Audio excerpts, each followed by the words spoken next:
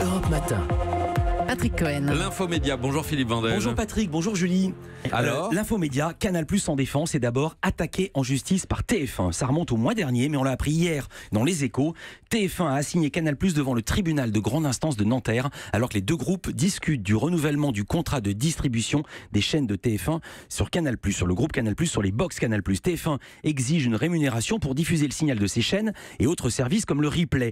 La même demande qui avait été faite à Orange, SFR, Free, Bouygues Télécom.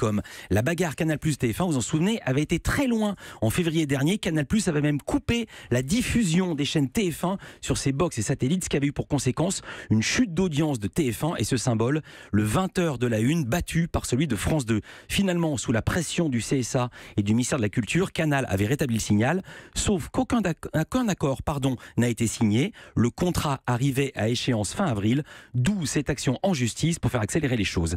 Et puis Canal+ est sur tous les fronts. Hier, Maxime Saada, président du directoire, était auditionné au Sénat.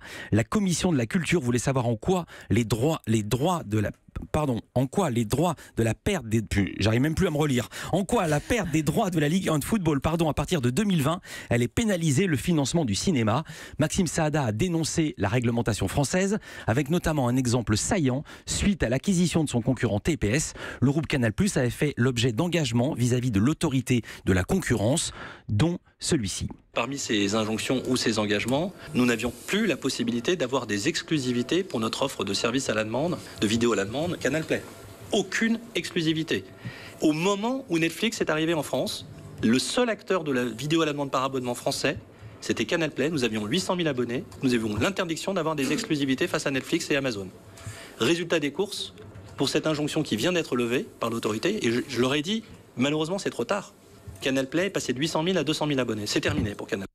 C'est terminé pour Canal+, c'est un sacré aveu d'échec, 1. Et 2, ça met la pression au législateur dans son cahier des charges. Canal+ a en effet l'obligation de consacrer 12,5% de son chiffre d'affaires au cinéma. Et le producteur de cinéma Alain Terzian avait résumé cela d'une formule choc. L'avenir du cinéma français se joue sur un terrain de foot. Village Média, 9h30. Nous recevrons Stéphane Rothenberg qui présente Pékin Express, qui revient ce soir sur M6 après 4 ans d'absence.